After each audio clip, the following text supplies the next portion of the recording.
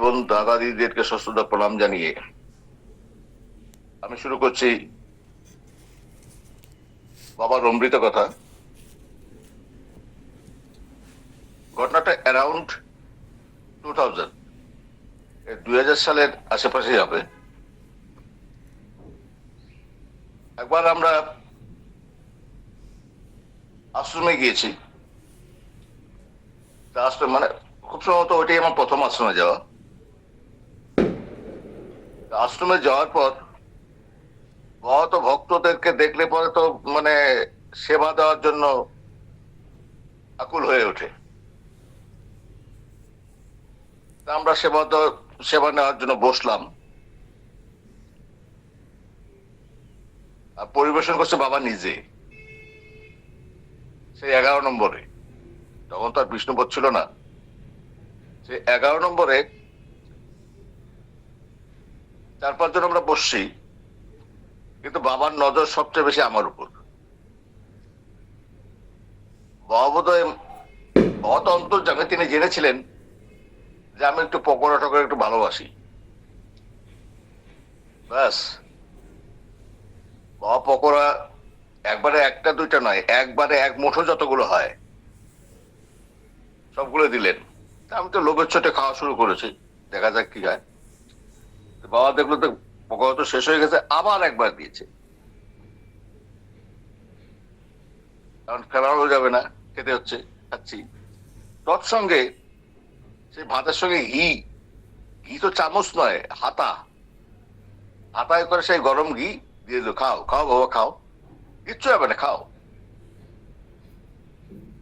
কি কই, অবস্থা তো আমার টাইট, আমার আক্কেল গরম হয়ে গেছে যে পকোড়া খা, ঘি খা, এখন বস খেলাম। এদিকে পরের দিনও তাই, কিন্তু পরের দিন বাবার ওরকম দেখে আমি 2 হাত একদম থালের উপরে ঢেকে নিলাম, যা আর যেন দিতে না পারে। যাই হোক, এইবার হলো আসল মজা। আমার তো পেটটা খারাপ হয়ে গেল, লুজ মোশন শুরু হয়ে গেছে, আর সেটা নন স্টপ এই অবস্থা। আমি যে মানে আমরা যে ব্যাক করব, সেই সেদিনও অবস্থা আমার এমন, বাধ্য হয়ে বাবাকে সারেন্ডার করলাম। বাবা তা আমি তো পাচ্ছি না, আমি এখন এই অবস্থায় কিভাবে যাব। দাঁড়াও দাঁড়াও, বাবা তৎক্ষণাৎ একটা কালো ট্যাবলেট দিলেন, বলে খাও, কোনো চিন্তা নাই, কিচ্ছু হবে না। আর সঙ্গে আরেকটা দিয়ে দিলেন যে এটা তুমি হাত সঙ্গে রাখো। যাই হোক, মনে তো ভয় ছিলই, কি হয় কি হয়। সেই অবস্থাতে ট্রেনে বাড়ি পৌঁছলাম, আর কোনো ডিস্টার্ব হয়নি। ওই একটা বইতেই আমার যে অনবরত লুজ মোশন হচ্ছিল সেটা স্টপ হয়ে গেল। তাই এটা একটা আশ্চর্যজনক ব্যাপার যে একটা বইতে আমার লুজ মোশন নষ্ট হয়ে গেল, আমি নির্বিঘ্নে বাড়িতে পৌঁছলাম এই বাবার কৃপাতেই। এবার আরেকটা ঘটনা বলছি। আমার বাড়ি থেকে 5 কিলোমিটার দূরে জায়গাটার নাম হচ্ছে বালিকা। সেই জায়গায় এক গুরু ভাই হিতেন দেব, তার বাড়িতে গুরু এবং ভক্ত সেবা ছিল। উৎসব এবং ভক্ত সেবার শেষে বিকেল 4টার সময় আমাদের ফেরার কথা থাকলেও 3টাতেই তারা দিতে থাকেন। আর তারা দেওয়া তো দেওয়াই, তারা দিয়ে বলেন চলো চলো এবার চলো চলো, মানে বলাও শেষ, মানে হাঁটাও শেষ। মানে এদিকে ভক্তরা সব হাঁটা শুরু করে দিল, আর তো পায় নেই। এদিকে আকাশ কালো মেঘে ছেয়ে গেছে, কিচ্ছু দেখা যাচ্ছে না। আমি বাবাকে বললাম, বাবা একটা গাড়ির ব্যবস্থা করে নেই। না না, চলো চলো আমার সঙ্গে চলো চলো, মানে মানে কোনো কথাই বলতে দিচ্ছে না, চলো আমার সঙ্গে চলো। কিছু দূর হাঁটার পর টুপ করে বৃষ্টি পড়ছিল, বাবা গতি বাড়িয়ে দিলেন হাঁটার। বাবা হাঁটছেন, আমরা দৌড়াচ্ছি, বাবা হাঁটছেন, আমরা দৌড়াচ্ছি, এই অবস্থা। ইতিমধ্যে আকাশ ভেঙে পড়লো ঝমঝম বৃষ্টিতে।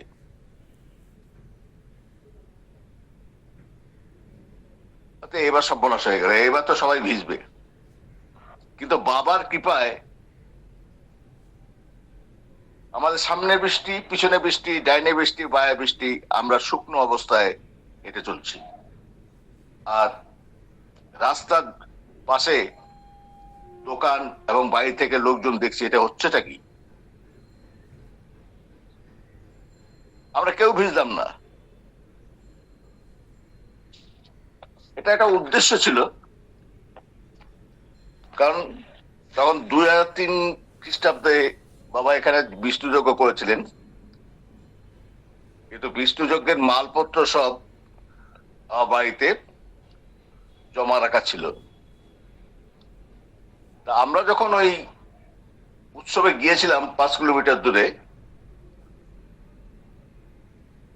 সেখান থেকে হেঁটে আসতে আমাদের বাবা যে এত তাড়াহুড়ো করলেন এবারে বুঝলাম। কারণ যাওয়ার সময় যজ্ঞর যে সামগ্রী, সেই সামগ্রী বাবা রোদে দিয়ে গিয়েছিলেন। সেই যজ্ঞ সামগ্রী এবং কাপড় চোপড় তোলার পর ঝমঝম করে বৃষ্টি শুরু হলো।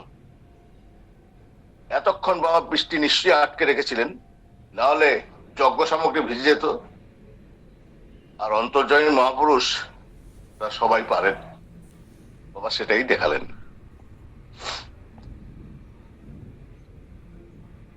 এরপর হচ্ছে আমার বাড়ি থেকে প্রায় 1-150 মিটার দূরে সুনীল আদিত্য নামের এক ভক্ত বাড়িতে বাবাকে এবং ভক্তদেরকে সেবার ব্যবস্থা হয়। 125 জনের মতো ভক্ত আমন্ত্রিত ছিল। প্রায় শখানেক ভক্তের সেবার শেষেও 25 জন ভক্ত তখনও অভুক্ত আছে, মানে তারা খেতে বসবে। সমস্ত আইটেমই দেওয়া শেষ হয়ে গেছে, শেষের আইটেমটা ছিল মিষ্টান্ন। এটা কেউ দিচ্ছে না। আর দেরি দেখে বাবাও অধৈর্য হয়ে পড়ে, কারণ বাবা ওখানে উপস্থিত। ব্যাপারটা সচক্ষে থেকে বুঝলেন যে মিষ্টান্ন যা রয়েছে তাতে 1 চামচ করে দিলেও 25 জন সবাই পাবে না। ও এই ব্যাপার, বলছে এই ব্যাপার। ওই সময় বাবা হঠাৎ 2 পায়ের বুড়ো আঙুলের উপর ভর করে বলে, এটুকু দিয়ে সবাই যদি না পায় তাহলে আমি কিসের মহাপুরুষ। ঠিক এই কথাটাই, সবাইকে 2 হাতা করে দাও। ভগবানের নির্দেশ যখন পাওয়া গেছে, বিতরক 2 হাতা করে দিয়েও দেখা গেল শেষে যেটুকু মিষ্টান্ন অবশিষ্ট ছিল গামলাতে তাই রয়ে গেছে। আমরা সবাই অবাক, এটা কিভাবে হলো। ভগবানের ইচ্ছা যে সবই সম্ভব বা হয়, এটাও একটা প্রমাণ। প্রণাম সবাইকে। আজকে এইটুকুই থাক, সামনের তারিখে আবার একটু বেশি করে বলবো।